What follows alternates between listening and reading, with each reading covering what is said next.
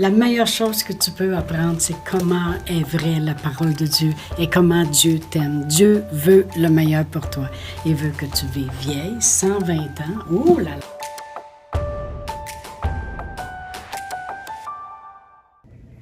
Bonjour, bienvenue à Inspiration. Et puis, nous allons avoir une belle semaine encore une fois, merci Seigneur. Et on rentre dans le début de mars maintenant. Alors, ça fait du bien. Et puis, on a vu la semaine passée, dans les capsules de la semaine passée, et ça s'intitulait « Il est écrit ». Et combien c'est important ce qui est écrit, que les Écritures nous démontrent ce que Dieu désire, ce que Dieu veut pour nous, ce qui a été fait à la croix, comment il nous a aimés, comment il nous aime et nous aimera toujours, l'éternité, toutes les choses. Mais j'avais 3 Écritures que je voulais juste vous lire avant de commencer notre sujet d'aujourd'hui pour juste réaffirmer encore plus combien c'est important ce qui est écrit. Dans 3 Jean 2, verset 4, ça dit « Et je n'ai pas de plus grande joie que d'apprendre que mes enfants marchent dans la vérité. » Amen. Alors, merci Seigneur. Dieu, il n'y a pas de plus grande joie de savoir qu'on marche dans ce qui est écrit. Dans Jean 15, 7, ça dit « Si vous demeurez en moi, que mes paroles demeurent en vous, demandez ce que vous voudrez, puis cela vous sera accordé. » Dieu, il s'attend qu'avec les paroles qui sont écrites, qui sont maintenant en nous, dans le jardin de notre cœur, que ça va faire qu'on va pouvoir demander et il veut nous accorder les choses. Amen. Dans Jacques 5, c'est-à-dire verset 21, ça dit « Recevez avec douceur la parole qui est plantée en vous et qui peut sauver vos âmes. » Alors vraiment, Dieu, il s'attend qu'on reçoive sa parole. Il s'attend qu'on s'attarde et qu'on rentre dans le jardin dans notre cœur, sa parole. Il veut qu'on demande, il veut qu'on aille à lui avec ce qui est écrit.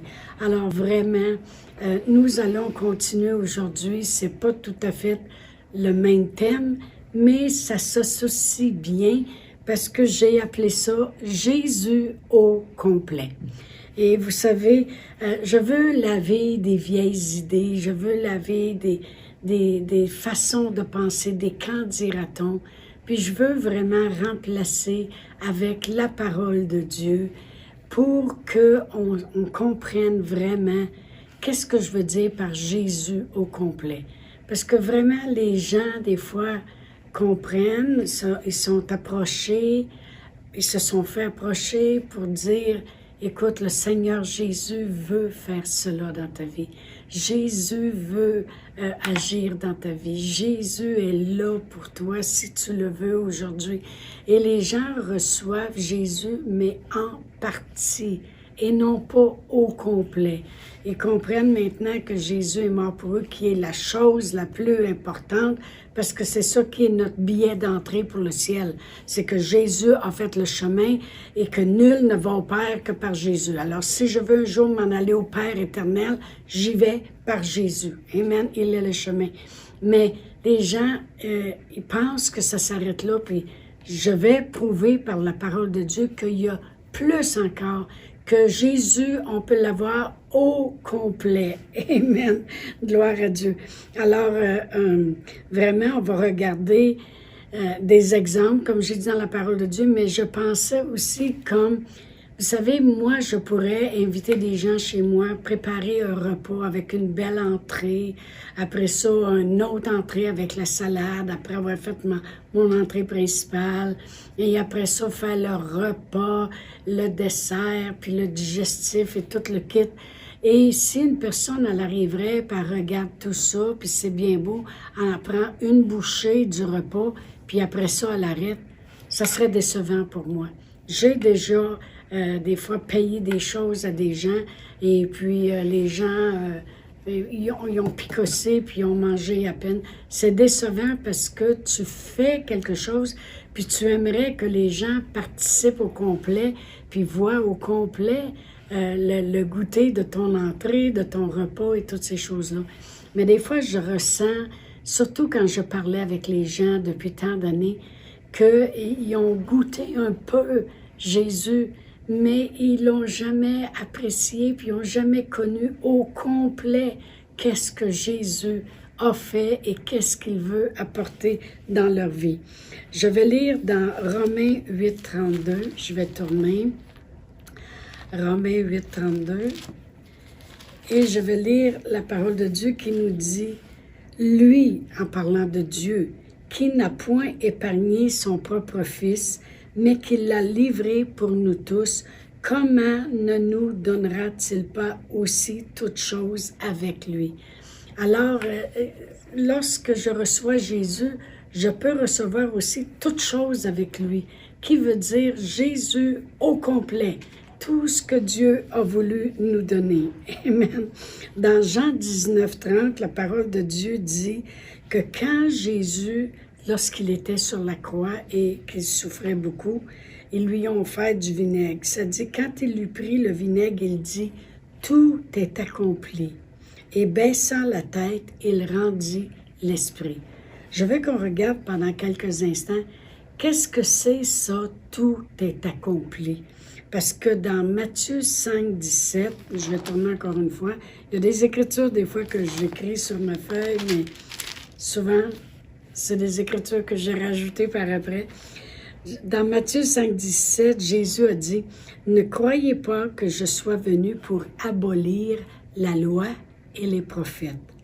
Je suis venu non pour abolir, mais pour accomplir. » Alors, lorsqu'il a pris le vinaigre, puis il a dit « Tout est accompli », puis il a baissé la tête, puis il a rendu l'esprit, vraiment, Jésus avait fait quoi? Il avait accompli la loi, puis les prophètes.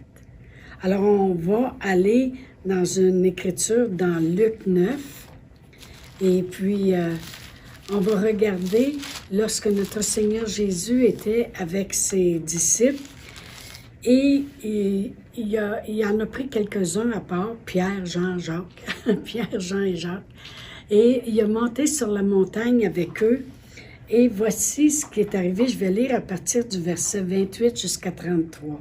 Ça dit, « Environ 8 jours après qu'il eut dit ces paroles, Jésus prit avec lui Pierre, Jean et Jacques, et il monta sur la montagne pour prier. Pendant qu'il priait, l'aspect de son visage changea, et son vêtement devint comme une blancheur éclatante. Et voici 2 hommes s'entretenaient avec lui. C'étaient Moïse et Élie, qui, apparaissant dans la gloire, parlaient de son départ qu'il allait accomplir à Jérusalem.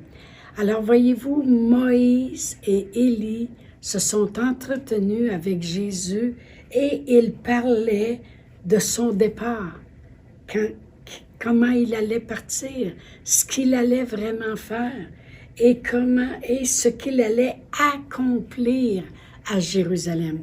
Alors quand Jésus a dit « Tout est accompli, la loi et les prophètes », je veux qu'on regarde ici avec qui il s'est entretenu avant d'aller accomplir son départ qu'il faisait à Jérusalem. Moïse représente la loi. Parce que, comme j'ai dit dans mes capsules précédentes, il est écrit, Moïse a écrit les 5 premiers livres de la Bible, et dans Deutéronome, c'est là qu'on voit la loi. Hein? On voit la loi. Voici celui qui obéit à la loi, les bénédictions qui seront là. Je place devant toi la vie et la mort, fais le bon choix, gloire à Dieu, alléluia. Mais voyez-vous, Moïse, ça représentait la loi. Élie, lui, c'est un prophète. Alors, il représentait les prophètes. Autrement dit, tout ce que les prophètes ont dit d'avance, qui allait s'accomplir. Dieu, il est merveilleux. Merveilleux, merveilleux, merveilleux. Moi, je m'épate devant la grandeur de Dieu.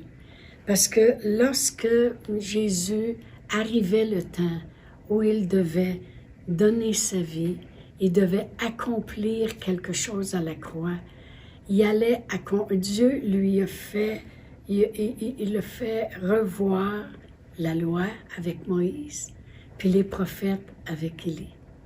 Et Jésus est arrivé à la croix, puis il a dit, j'ai tout accompli, la loi, puis les prophètes. Qu'est-ce que c'est vraiment? C'est tout ce que les prophètes ont prophétisé d'avance à propos de Jésus. La loi, nous démontre, la loi, elle a démontré vraiment quoi?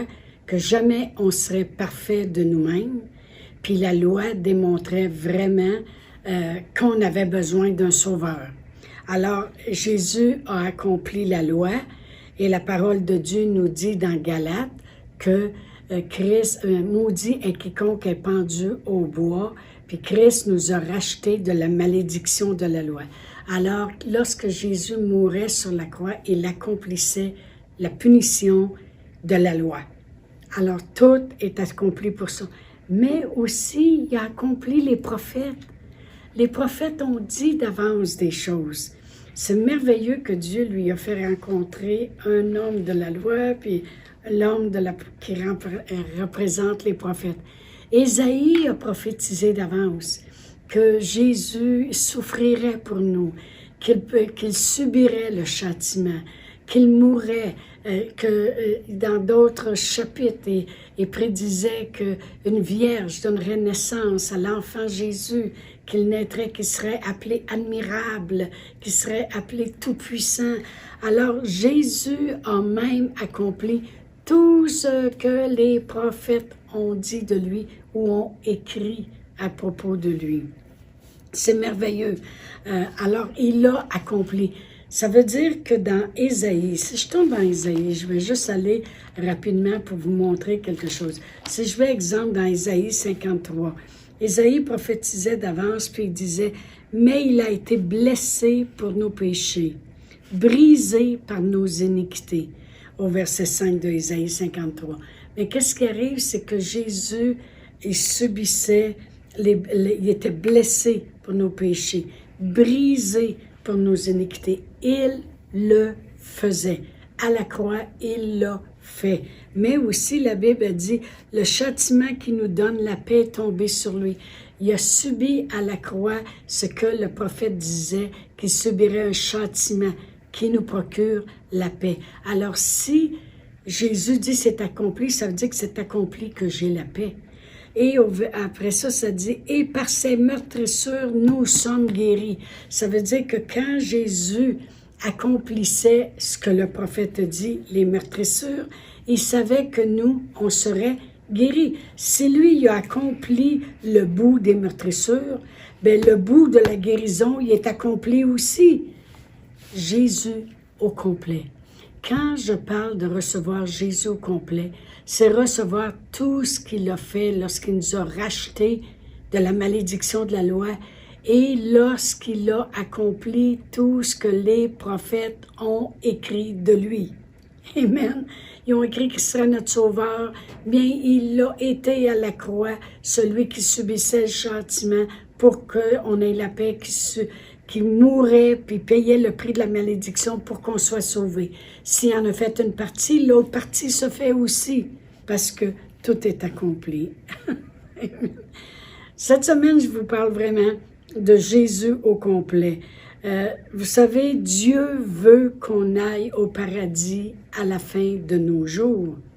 Mais Dieu a créé la terre, désire que l'on domine, et il aime que l'on aime ce qu'il a fait pour nous. Il y a une différence entre aimer les choses du monde et aimer la création de Dieu. Le monde font partie de la création de Dieu. Les paysages, les choses qu'il a créées pour nous font partie de la création de Dieu. Quand Jésus est venu sur la terre, il voulait qu'on ait des jours meilleurs ici sur la terre, mais avant d'aller au ciel pour l'éternité, le meilleur aussi. Dans Jean 10, ça dit, Jésus, je suis venu afin que les brebis aient la vie et qu'elle l'ait en abondance. Une autre traduction, ça dit, je suis venu afin qu'elles aient la vie réelle et éternelle, une vie meilleure, plus encore que qu'est-ce qu'ils pourraient rêver. Amen.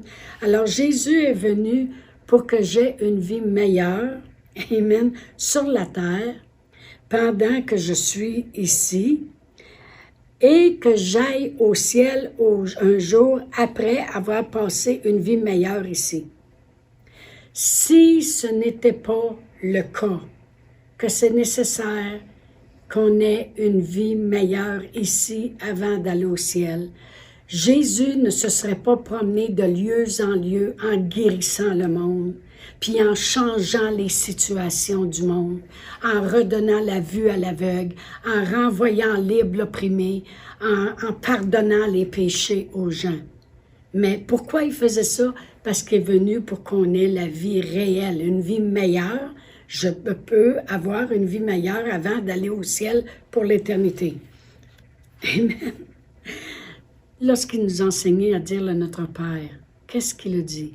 Notre Père qui es aux cieux, que ton nom soit sanctifié, que ton règne vienne, que ta volonté se fasse sur la terre comme au ciel.